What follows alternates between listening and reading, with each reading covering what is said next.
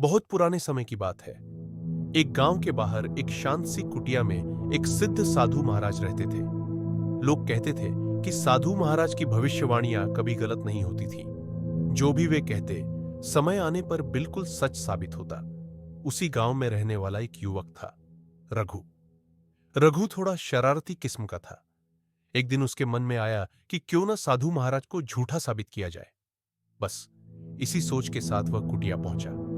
रघु ने साधु महाराज को प्रणाम किया और बोला, महाराज, आप भविष्य देखते हैं, मुझे बताइए कि आज मैं क्या करने वाला हूं। साधु महाराज शांत मुस्कान के साथ बोले, बेटा, आज के दिन तू खीर खाएगा।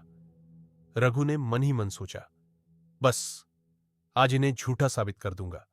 अगर मैं गांव में नहीं रहूंगा तो मुझे खीर खाने को मिलेगी ही नहीं। यही सोचकर वह सीधे जंगल की ओर निकल गया। उसने तय कर लिया, न कोई घर जाएगा, न किसी से मिलेगा, न खीर के आसपास जाएगा। जंगल में एक बड़े से पेड़ के नीचे जाकर बैठ गया। थोड़ी ही देर बाद हुआ कुछ ऐसा जिसकी उसने कल्पना भी नहीं की थी। पुराने समय में शादियों की बारातें पैदल ही लंबी दूरी तय करती थी और रास्ते में जहां अच्छी जगह मिलती वहीं खाना बनाते उसी जंगल से एक बारात गुजर रही थी। रघु ने उन्हें आते देखा तो डर के मारे पेड़ पर चढ़ गया और पत्तों के बीच छुपकर बैठ गया। बाराती भी थककर उसी पेड़ के नीचे रुक गए।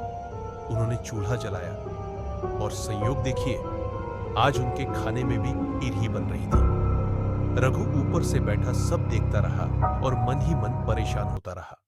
उसी समय अचानक कुछ डाकू वहां पहुंच गए। बाराती उन्हें देखकर सब सामान छोड़कर भाग निकले।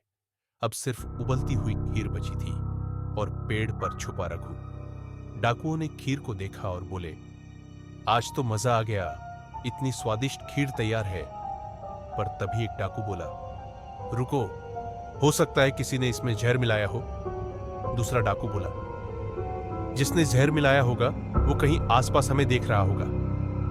इतना कहकर उन्होंने चारों ओर नजर घुमाई और पेड़ पर बैठे हुए रघु पर उनकी नजर पड़ गई। वे चिल्लाए, अरे वो देखो, वही है जिसने जहर मिलाया होगा, नीचे उतर।